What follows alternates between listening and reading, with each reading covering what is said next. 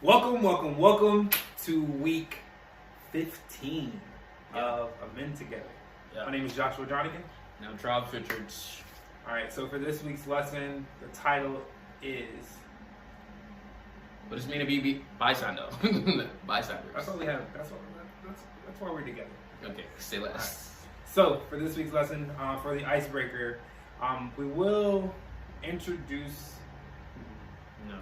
We have a series of questions that we're going to ask you guys, but before we get to that specifically, we're going to ask you something from previous session. We talked about dating abuse, right? So, leading from dating abuse, what is a bystander? And we get into just that from our introduction, leading into our icebreaker, which was a little bit of questions from last week, and then from our icebreaker, we lead into our setting the stage.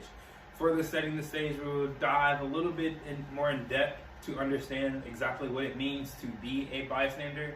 Asking a series of questions and giving some definitions and having a discussion about that and moving into the activity.